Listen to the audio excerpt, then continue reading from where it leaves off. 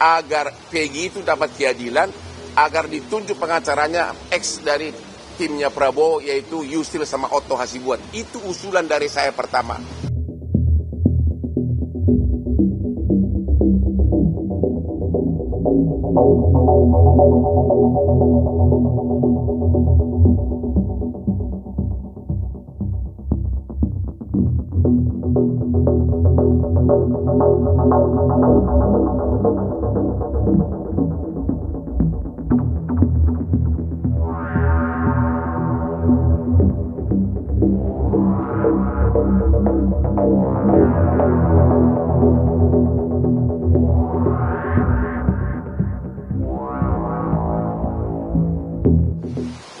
Di dalam BAP tahun 2024, 5 terpidana menyatakan Peggy tidak terlibat. 1 terpidana mengatakan terlibat. 5 lawan 1. Kalau 5 lawan 1, harusnya kan yang menang suara terbanyak dong. Harusnya, walaupun di dalam KUHP tidak diatur. Harusnya Peggy itu tidak tersangka karena 5 menyatakan dia tidak terlibat. 1 menyatakan terlibat. Tapi sekarang terus difokuskan kepada Peggy. Mungkin targetnya oleh penyidik yang penting ada 1 orang yang divonis biar masyarakat puas. Ya. Keanehan kedua lagi, di dalam berkas persidangan BAP dan putusan, semua terpidana mengatakan 11 pelaku. DPO itu tidak fiktif. Ada peranan masing-masing. Tapi di dalam BAP tahun 2024, yaitu sekitar 2 minggu lalu, tiba-tiba 7 terpidana ini menyatakan 2 DPO ini fiktif.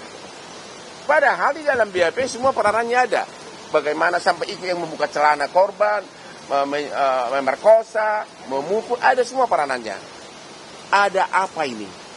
Ini nggak bisa lagi hanya dengan pro justisia. Harus ada tim pencari fakta yang ditunjuk langsung oleh Bapak Presiden.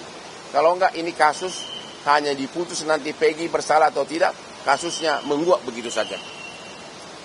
Kira-kira intinya itu inti daripada konferensi pers kami ini.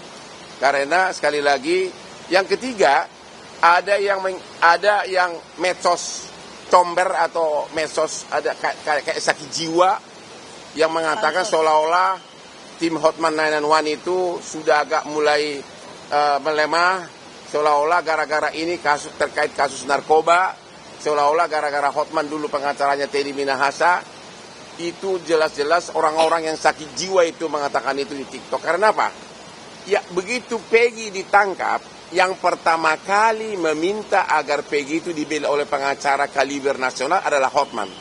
Saya yang mengusulkan agar Peggy itu dapat keadilan, agar ditunjuk pengacaranya ex dari timnya Prabowo, yaitu Yusril sama Otto Hasibuan. Itu usulan dari saya pertama.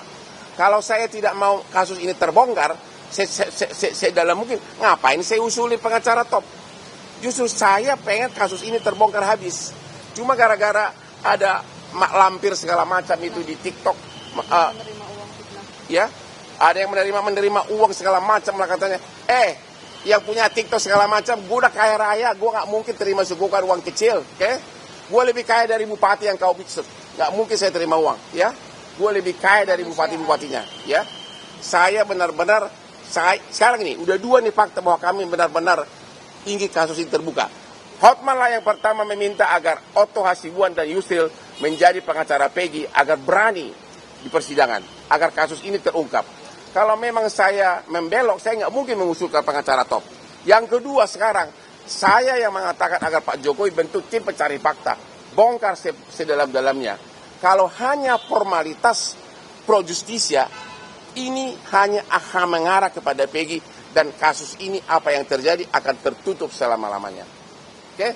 Jadi sekali lagi saya somasi kepada orang yang TikTok dan segala macam agar TikTok murahannya ditutup, ya.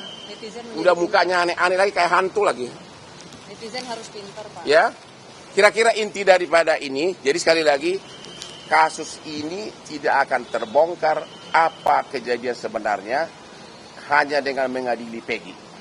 Walaupun Peggy dinyatakan bersalah. Itu intinya. Ada pertanyaan silakan.